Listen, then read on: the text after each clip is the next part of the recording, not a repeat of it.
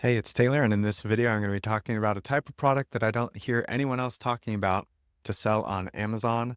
Let's get into it. So, what if there was a type of product you could sell on Amazon that was hyper resistant to competitors and copycats from China? Not only that, but it allows you to capitalize on knowledge that you already have. I don't see anybody else talking about these types of products, so let's dive into it today. If you're new to the channel, I'm Taylor, the Ecom RN. I started selling on Amazon in 2023. I went on to have enough success to quit my job, leave shift work behind, and live a radically different lifestyle, and I want to show you how to do the same.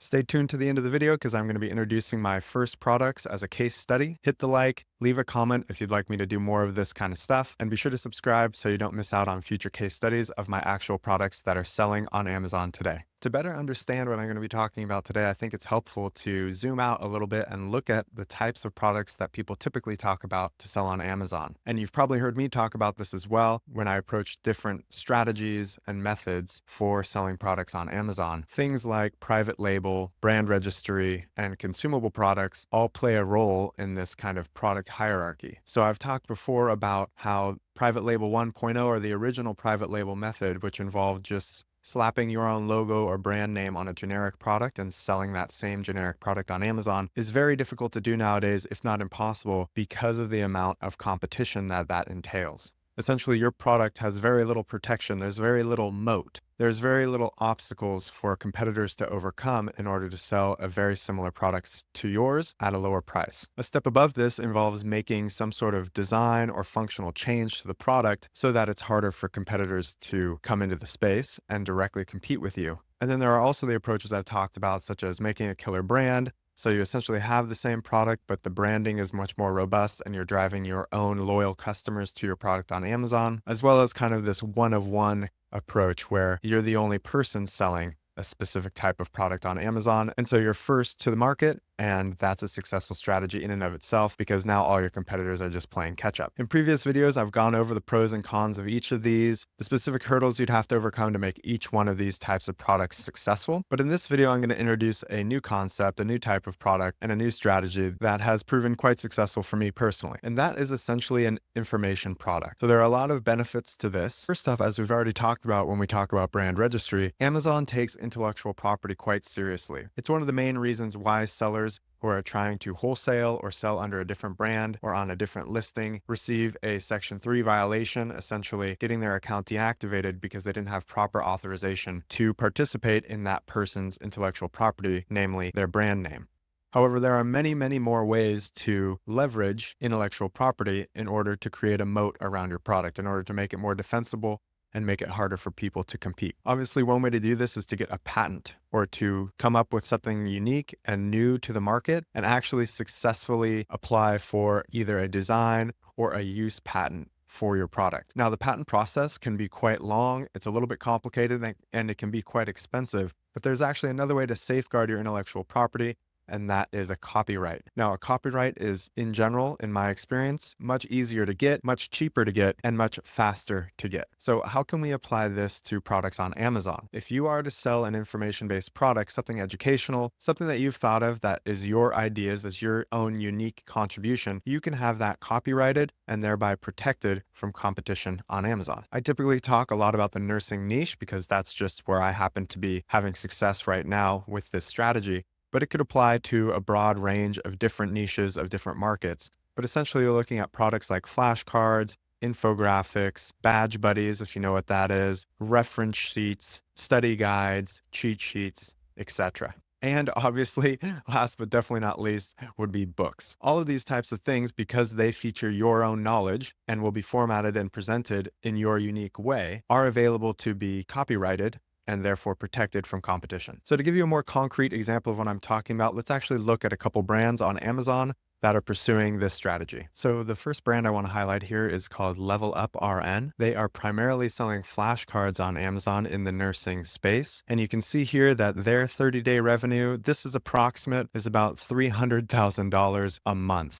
And here's one of their best-selling products, Pharmacology Flashcards, and you can see that this product alone is doing about $80,000 every month. Another popular brand on Amazon is Tribe RN. They're also in the nursing niche, They tend to focus more on like pocket reference cards or badge buddies. So these would be reference cards that attach to your badge reel as a nurse, something that you can quickly reference throughout your shift. You can see their best-selling product here is doing about $14,000 in revenue a month. So there's a couple examples of physical products being sold that are information-based products that are subject to copyright, that have great sales volume, have great margins, and are quite defensible due to their copyrighted nature. But here's another angle. These are books. These are books published by John Hawes, I think is how you pronounce his name. It looks like he's running the company nursing.com. They're actually quite impressive. They have a whole test prep software system that it looks like they've developed. But here we're just looking at their books, and I've pulled up a couple of their most popular books, and you can see that this one, Nursing Mnemonics, is doing just over $3,000 a month in sales. And their other book, 140 Must Know Meds, is doing over $2,000 a month in revenue. So combined with just those two top books, they're doing over $5,000 a month. All right, unless you think that this is just for nurses, there are actually several other niches that caught my eye. I used to be a paramedic before I was a nurse, so I'm a little bit familiar with not only paramedicine, obviously, but also firefighting and law enforcement. And so we can see in those niches, there is also some interesting keyword demand that does not seem to be being met at the current time. For example, we can see here there are almost 1,500 people looking for paramedic flashcards every month. There are over 1,000 people looking for help with their firefighting exam or fire academy exam test prep every month. On the law enforcement side, you can see there are about 500 people a month minimum looking for help with something very specific. This is the field sobriety test, if I'm not mistaken. So there are people looking for flashcards for that. And then to round it out back to in-hospital medicine, if you're involved in surgery,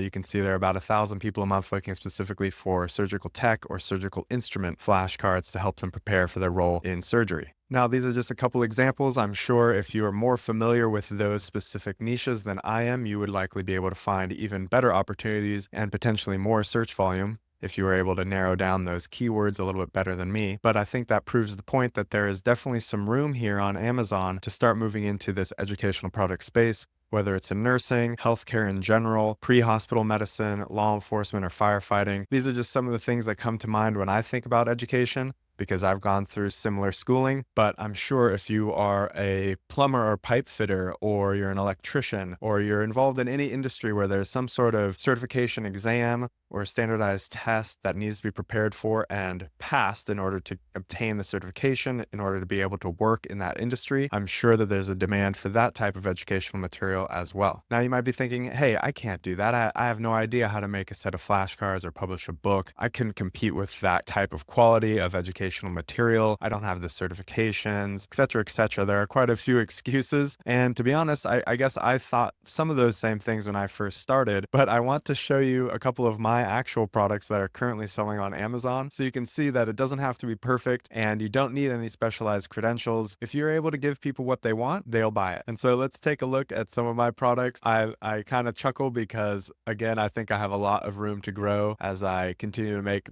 better material and put out better products. But I want you to see that it's totally doable. You don't have to be perfect. You don't have to be a quote unquote expert. Your industry specialized knowledge already makes you expert enough. The fact that you're already doing the job that somebody else wants to do already means you're expert in relation to them. So don't set the bar too high. I want to encourage you to just get started on brainstorming some of this stuff. And I hope that my case study here gives you some confidence as you move forward to say, hey, look, if Taylor can do it, anyone can do it, because I truly do believe that's the case, as we'll see when we look at some of my first products here. All right, so here's the first thing that I wanted to show you. This is one of my books. This is actually a coloring book. So I took the idea of nursing mnemonics or memory devices that can help nursing students, and I paired it with coloring exercises so that you could associate various mnemonics or categories with certain colors to help strengthen memory even more. It was a fun idea. I didn't know if it would work, but you can see here that actually this book has gone on to do almost $3,000 a month in royalties.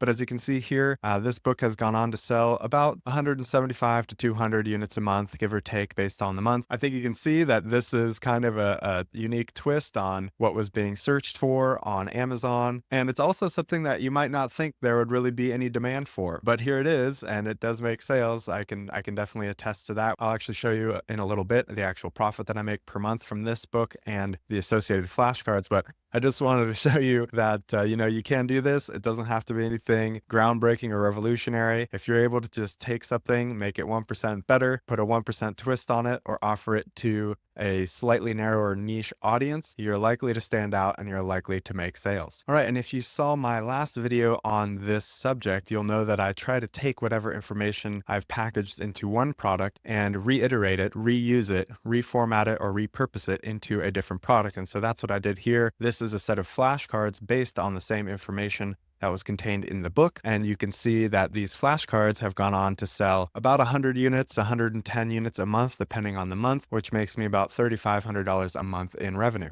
Okay, so as promised, here's a little bit more behind the scenes about the actual numbers that these two products, the book and the flashcards, net me per month. You can see here over the last 90 days, I've done about $2,800 in royalties for the book. Now I had to go and look at my ad spend for this particular book over that same period of time. And the ad spend was a little over $420. It was about $425 in ad spend for this particular book over that same timeline. So after we factor in the ad spend, over the last 3 months, that book has net me about $2,390. And now for the flashcards, you can see here that this calculation actually took the ad spend in already. And so over that same period, about 3 months, the flashcards did about $2,560 in profit. Okay, so let's combine those two figures and divide by 3 so we get a monthly profit number, and that number is about $1,650. Now you might be thinking, wow, why would I do all of that work for just $1,600 a month in take-home profit? And I guess that's a good question. That's one way you could look at it. But on the flip side, this has been very passive income for me, and more importantly, I've been able to iterate on this same strategy. So I've done this multiple times, specifically with books that I also converted into flashcards. I've done that 2 additional times. And on top of that, I learned how to publish books, standalone books that not necessarily could be made into flashcards or other products, as well as other products that couldn't necessarily be published as books. The real power, I think, of selling products online like this is, in fact, that scalability,